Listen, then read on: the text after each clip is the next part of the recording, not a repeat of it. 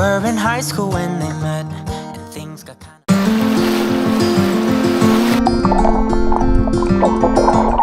Kamusta? Ako nga pala si Juno, tubong Palawan, isang simpleng tao na nangangarap tulad ninyo.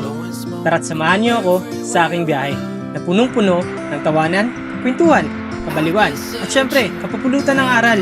Bawat biyahe natin, makikita nyo kung gaano kaganda ang Palawan na tinaguriang The Last Frontier. Count to 10, then open up my eyes. If you're gone, I'll take it as a sign. But if you stay, then baby hold me tight and send me on.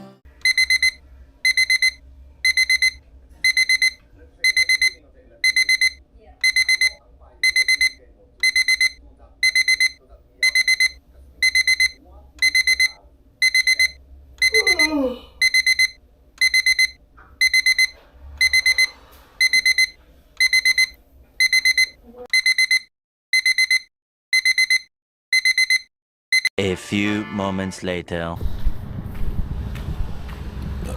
So yun guys, naka-check out na tayo dito sa hotel. Tapos sabi ko nga di ba kayo na is maliligo pa rin tayo ng pool kahit naka-check out na tayo. In the same time, pwede tayo maligo doon sa water park sa taas. So ang binayaran talaga namin dito is total of 4,000. Tapos ang malupit pa doon, may free buffet breakfast. Ang worth ng isang halaga nun ay 900 plus 900 mga ganun, 910 something ganun, o mga ganun, basta 910. Tapos ang malupit pa dun, kasi imagine mo dalawa kayo, 900 plus 900 sa natin ng 1.8 na yun, plus yung water park magkano, 1.2 to 1.3. So bawing-bawi ka talaga sa binayad mo, kumbaga ba worth it. Kung sabihin worth it masyado yung binayad mo, good morning po kuya, worth it yung binayad mo sa tulugan kasi maganda yung room, may breakfast, meron pang water park. So meaning to say, hindi ka talaga lugi. So kumbaga ba, panalong panalo yung ibinayad mong 4,000. Kumbaga sulit na sulit. Parang nag-avail ka lang ng lahat ng ng activities, in the same time may food na. Kaya panalo. Wala akong masabi kundi panalo. Yun lang. Wala na iba, panalo. Sulit. Tara, swimming tayo dito. Swimming naman tayo dito. Ay! Diyan pala kayo? Okay na? Oo. Okay na, doon pala sila. So, tara. Swimming tayo. Ayuy.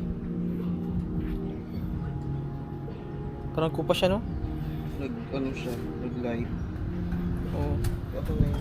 So yun guys, andito tayo sa sa swimming pool nila sa Nestling Pool Rules.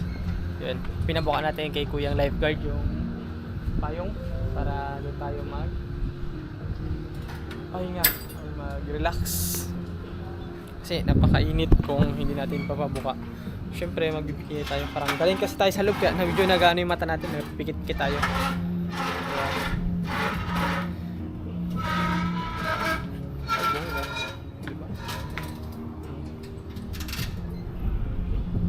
Para hindi naman sobrang init or hindi tayo durog, diba? Si Kuyang lifeguard. Ito kuya? Lifeguard?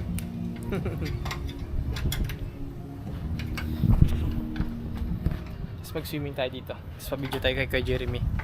So ito na yung third video natin dito sa Storya Palawan na napakaganda. Panalo. So tara, swimming tayo.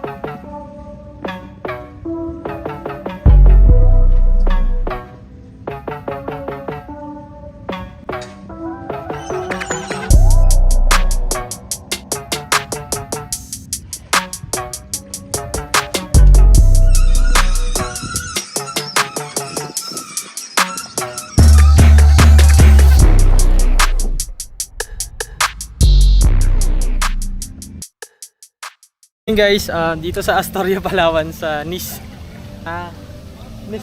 Pool. Nisling Pool yun, Nisling. Ayun yung pangalan dito ng pool na to. Meron sa ating naka-recognize or nakakilala. Medyo nagulat lang ako kasi niya pa. Ikaw, parang manager si sir dito. Ikaw, ha? Bakit? Niya, kilala kita. So ikaw, hala. Parang nagtaka ako, sabi ko, sino to si sir?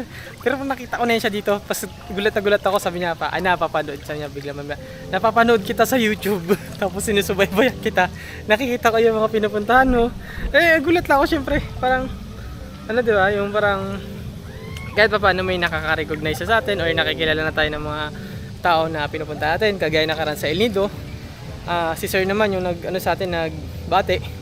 Hindi taga Palawan, taga Manila. Sabi niya sa akin, kilala kita, vlogger ka, taga Palawan, nagaganon. Parang happy lang ako kasi meron nang nakakakilala sa atin at the same time na napapansin na tayo sa community ng YouTube or vlogging.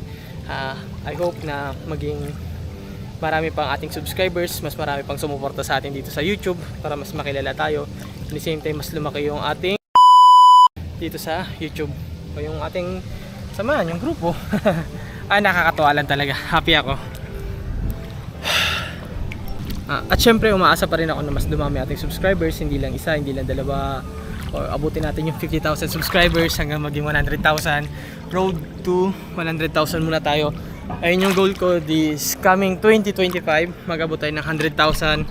Then sana kung kayanin pa natin, umabot tayo ng 1 million subscribers, di ba? Pero ang gusto ko lang ngayon, ma-hit natin ang silver button ng YouTube, ang 100,000.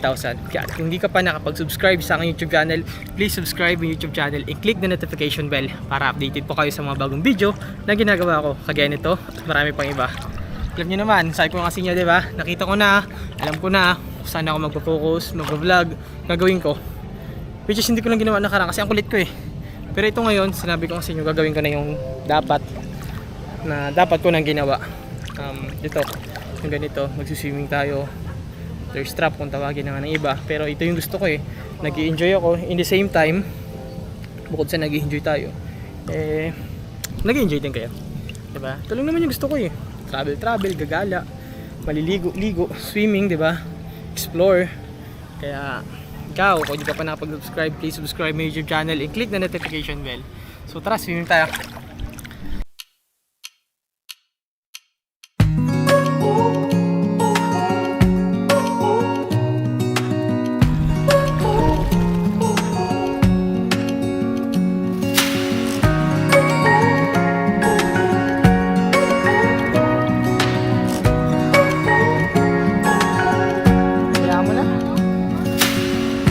Searching for something that ain't lost. Have we got it? Our lines crossed. We're wasting time on stuff that doesn't really matter, while wishing for something better. I try to fix things that weren't broken, misunderstandings and words unspoken. We fall apart and I won't dare to say, do you feel the same way? Maybe you don't wanna know, but you don't see what you have in front of you. Or maybe I'm not enough for you, so maybe I should go. If I had known from the start, this wouldn't have ended with broken hearts. Cause I don't wanna waste my time.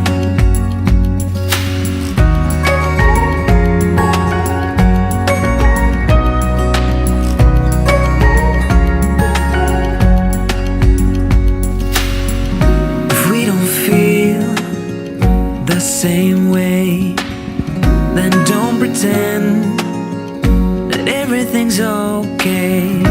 Don't string me along the way you do. Just let me get over you. Maybe you don't wanna know, but you don't see what you have in front of you. Or maybe I'm not enough for you, so maybe I should go. If I had known from the start, this wouldn't have ended with broken hearts. Cause I don't wanna waste my time, no.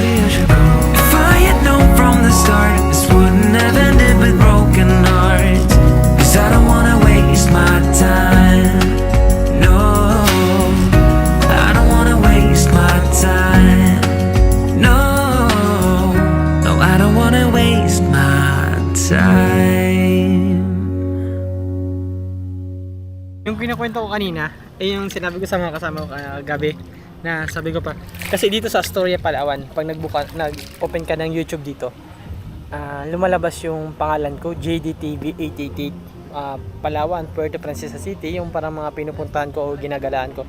Lumalabas na ako dito sa list ng mga sa hotel dito kasi kagahapon pag open namin ng YouTube ng Astoria, nakita ko yung pangalan ko, JDTV 888. Sabi ko, hala, kikita na. Sabi ko pa, ibig sabihin may mga nagtatrabaho o mga staff o mga guest na pumupunta dito na namumukhaan ako for sure kasi lumalabas yung ating YouTube. Grabe, basta tawa talaga ako, natawa ako sobra. Pero ang gandahan lang kasi ayun na nga, nakikilala na tayo in the same time. Hindi na kahit paano nare-recognize tayo ng mga tao. Happy talaga ako sobra. Nga pala, may access din tayo doon sa water park, doon sa kabila. Pero baka hindi na tayo punta doon kasi hindi naman ako mahilig doon. Gusto ko lang yung pool na ganito, yung chill lang. Pool lang talaga na ganito, yung parang maligo-ligo, swimming, malalim. Okay na ako dito, hindi ko na kailangan pumunta doon para sa mga bata na lang yun, 'di ba? Kaya goods ako dito sa pool na to. Panalo to para sa akin.